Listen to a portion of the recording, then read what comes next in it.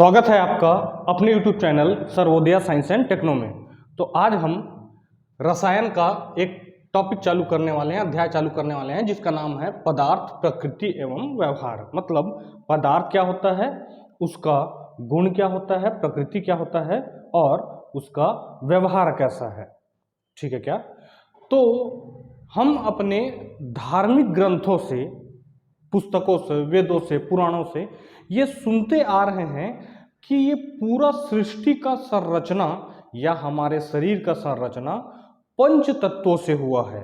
और वो पंच तत्व कौन कौन से हैं?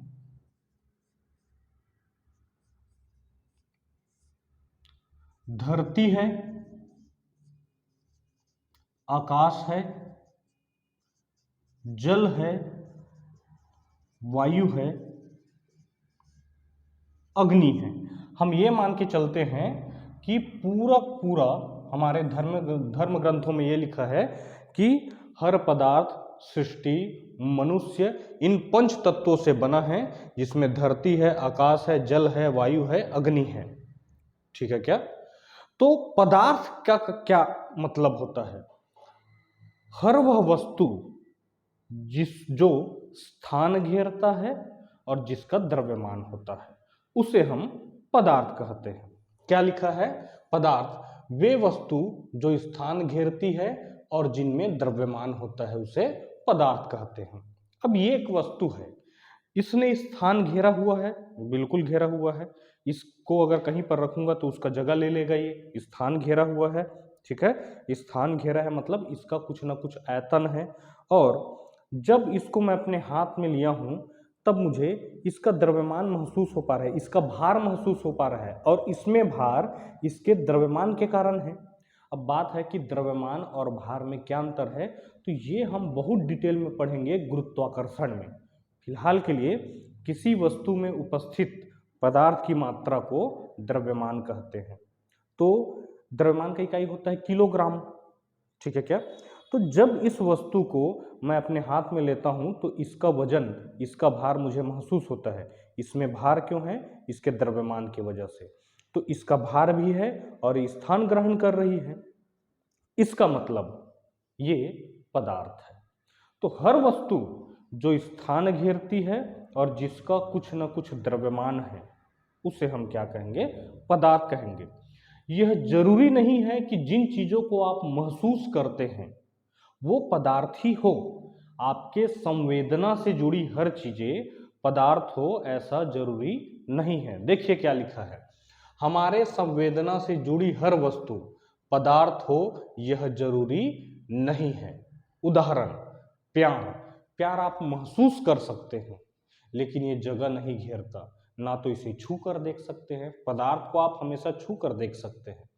भावना, इमोशन जो है ये आप महसूस कर सकते हैं, लेकिन ना तो स्थान घेरती है और ना ही इसका कोई द्रव्यमान होता है। विचार, सुख है, दुख है, ताप है, दर्द है, नफरत है, ये सब आपके संवेदना से जुड़ी चीजें हैं, जिसे आप महसूस तो कर सकते हैं लेकिन छू कर देख नहीं सकते।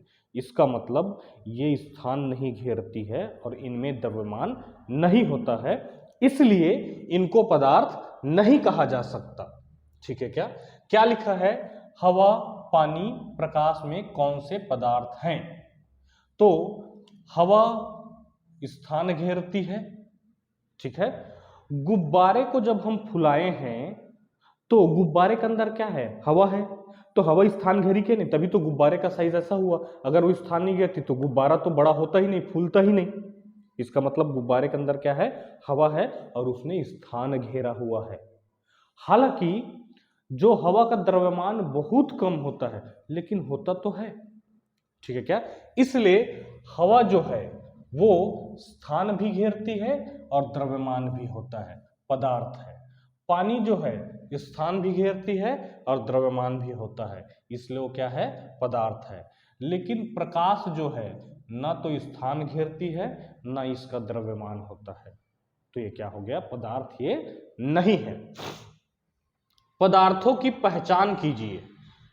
पानी स्थान भी घेरती है, द्रव्यमान भी होता है, पदार्थ है। हवा स्थान भी घेरती है, द्रव्यमान भी होता है, पदार्थ है। कुर्सी स्थान भी घेरती है, द्रव्यमान भी होता है, पदार्थ है। पत्थर स्थान भी घेरती है, द्रव्यमान भी होता है, पदार्थ है। सुगंध ये पदार्थ नहीं है।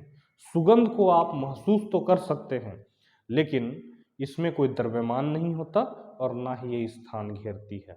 तो ये क्या है? केवल संवेदना है। ठीक है क्या? लोहा स्थान भी घेरती है, द्रव्यमान भी होता है। विचार न तो स्थान घेरती है और ना ही इसका कोई द्रव्यमान होता है। ठीक है क्या? तो आप मोटे मोटे तौर पर यह समझ गए हैं कि पदार्थ क्या होता है। हर वो वस्तु जिनमें द्रव्यमान होता है और जो स्थान घेरती है उसे पदार्थ कहेंगे। ठीक है क्या? अब पदार्थ, हर एक पदार्थ छोटे छोटे छोटे छोटे कणों से बने होते हैं। उस कण को क्या कहते हैं ये तो हम आपके अगले अध्याय में पढ़ेंगे। फिलहाल हम ये मान के चलेंगे, मान लीजिए कांच का गिलास है, उसको हम तोड़ दिए तो छोटे छोटे पदार्थ में कन्वर्ट हो गया, छोटे छोटे कणों में बदल गया, और उसको पीस दिए और छोटे छोटे कणों में कन्वर्ट हो गया। तो ऐसा हम करते जाएंगे। तो हर एक पदार्थ बहुत छोटे छोटे कणों से बना होता है, जिसे क्या कहते हैं ये हम अगले अध्याय में पढ़ेंगे। फिलहाल उसको हम नाम दे दे रहे हैं कण। तो हम यह कहेंगे कि हर पदार्थ छोटे छोटे कणों से बना होता है। इसका मतलब पदार्थ कण प्रकृति का होता है। पदार्थ कौन से प्रकृति का होता है? कण प्रकृति का होता है।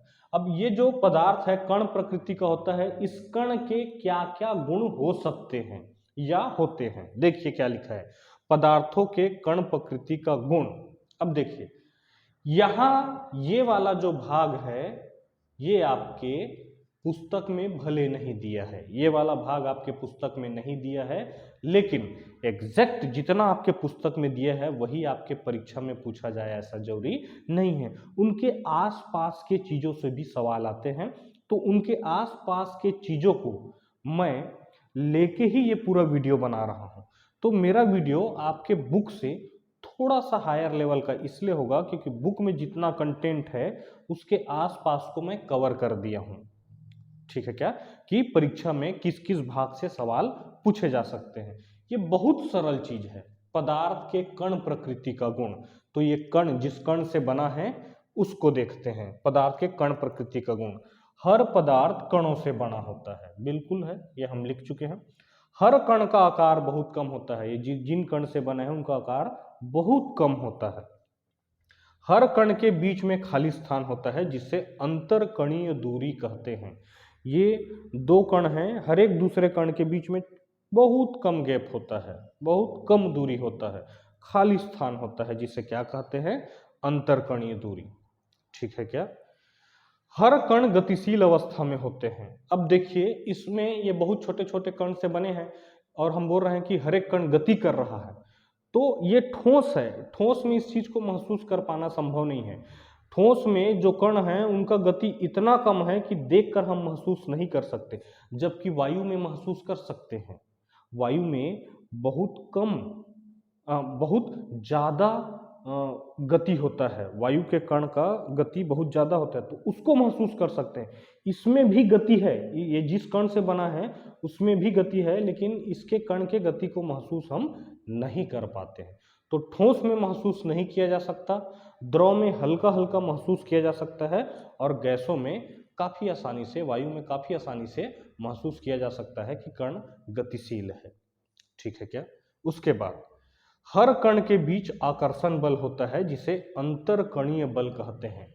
ये ठोस हैं, इसके कणों के बीच आकर्षण बल बहुत ज़्यादा है, बहुत ज़्यादा है, इसलिए अपना ये आकार बना के रखा हुआ है। जबकि द्रव और गैस में कम होते हैं, इसलिए उनका वो अपना आकार नहीं बना पाते। जिस बर्तन में डाल दिया जाए उसी का आकार लेगा अगर द्रव है तो, और गैस है तो भी जिस भी बर्तन में उसका डाला जाए उसी का आयतन और उसी का आकार ले लेता है। ठीक है? तो यहां तक आपको ये समझ में आ गया कि पदार्थ क्या होता है और पदार्थ किससे बना है, जिस कण से बना है उसका गुण क्या क्या होता है। स्क्रीनशॉट ले लीजिए। चलिए देखते हैं अवस्था के आधार पर पदार्थों का वर्गीकरण। ठीक है क्या? तो आप जानते हैं कि पदार्थ जो है 3 अवस्था में होते हैं, या तो ठोस होगा, या द्रव होगा, या तो फिर गैस होगा। ठीक है, चलिए देखिए, सबसे पहले अंतरकणीय दूरी। अभी हम पढ़े थे कि 2 पार्टिकल के बीच का 2 खाली स्थान होता है जिसे हम अंतरकणीय दूरी कहते हैं। ठोस में वो बहुत कम होता है, ये ठोस है, इसमें हमको पता ही नहीं चल रहा है अंतरकणीय दूरी, और बहुत कम होने की वजह से और अंतरकणीय बल बहुत अधिक होने की वजह से, दूरी कम है बल अधिक है, इसलिए अपना आकार मेंटेन कर सकता है। नहीं तो द्रव और गैस अपना आकार मेंटेन नहीं कर सकते, जिस बर्तन में डालेंगे उसी का आकार ले लेगा। ठीक है, तो अंतरकणीय दूरी बहुत कम होगा, ठोस के तुलना में अधिक होगा, और गैस में अंतरकणीय दूरी काफी ज्यादा होता है। गैस के जो कण रहते हैं काफी दूर दूर में होते हैं। अंतरकणीय बल ठोस में बहुत प्रबल होता है, इसलिए अपना शेप आकार मेंटेन किया रहता है। द्रव में दुर्बल होता है, इसलिए द्रव अपना आकार मेंटेन नहीं कर पाता। गैस में बहुत ही दुर्बल होता है। ठीक है क्या? इसलिए गैस को आप काफी संपीड़ित कर सकते हैं। प्रकृति, तो ठोस कठोर होता है, जैसे कि ये कठोर है। द्रव मतलब जल, काफी तरल होता है। ठीक है क्या? तरल का मतलब होता है ऐसे पदार्थ जिनमें बहने की प्रवृत्ति होती है, बहने की प्रवृत्ति होती है, उसे हम तरल कहते हैं। तो द्रव बहता है, अब बहुत ज्यादा मात्रा में गैस बहता है तो अत्यधिक तरल है ये। ठीक है क्या? आकार एवं आयतन। आयतन मतलब कोई भी पदार्थ जितना स्थान घेरती है उसे आयतन कहते हैं। तो ठोस है तो निश्चित आकार और आयतन रहेगा, ये उतना ही स्थान घेरेगा और इसका आकार भी एकदम फिक्स है, निश्चित है। द्रव में आयतन तो निश्चित होता है, 1 लीटर पानी 1 लीटर ही रहेगा, 1 लीटर उसका आयतन है अगर, तो 1 लीटर पानी 1 लीटर ही रहेगा। लेकिन आप 1 लीटर वाले बोतल से किसी बर्तन में इसको बदलेंगे तो बर्तन का आकार ले लेगा। ठीक है क्या? तो उसका आयतन तो निश्चित है, 1 लीटर ही रहेगा, लेकिन जिस बर्तन में डालेंगे उसी का आकार ले लेगा। इसका मतलब उसका आकार निश्चित नहीं है। जबकि गैस, आयतन और आकार दोनों अनिश्चित है, जिस बर्तन में डालेंगे उसी का आकार ले लेगा, उसी का आयतन ले लेगा। कहने का मतलब, अगर मैं किसी गुब्बारे को यहाँ फोड़ दूं तो ये जो वायु रहेगा इस पूरे रूम के आयतन को ले लेगा, पूरा फैल जाएगा। तो और रूम का ही आकार को ले लिया, तो क्या होता है कि गैस का आयतन और आकार दोनों अनिश्चित होता है, जिस बर्तन में डाला जाए उसी का आकार ले लेगा और उसी का आयतन ले लेगा। ठीक है क्या?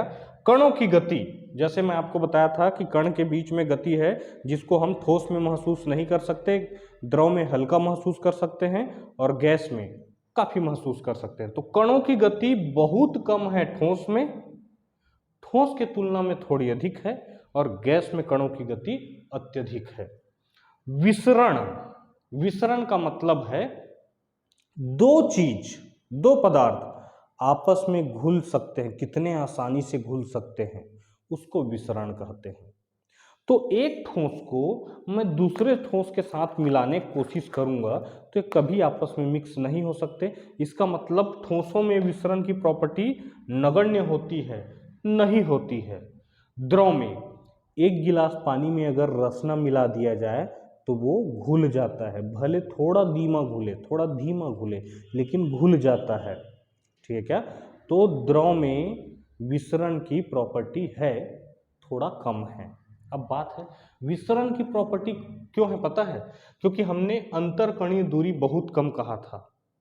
तो जब इन्हीं के कण के बीच में, इन्हीं की ठोस के कण के बीच में कोई दूरी नहीं है, तो दूसरा चीज मिलाएंगे तो कहाँ पर आएगा? उसके बीच में दूरी बहुत कम है जिसमें दूसरा पार्टिकल नहीं आ सकता, दूसरा कण नहीं आ सकता, विसरण की प्रॉपर्टी नहीं दिखाएगा ठोस। द्रव में क्या बोले हैं? ठोस की तुलना में अधिक है अंतरकणीय दूरी, कणों के बीच में दूरी इतना है कि दूसरा कण आ सकता है।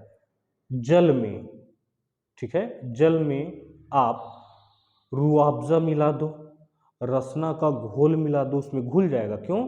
जल के कण के बीच में इतना दूरी है कि दूसरा कण उनके बीच के जगह को ले सकता है, तो विसरण की प्रॉपर्टी धीमा दिखाएगा। भयंकर मात्रा में विसरण का प्रॉपर्टी दिखाएगा कौन? गैस।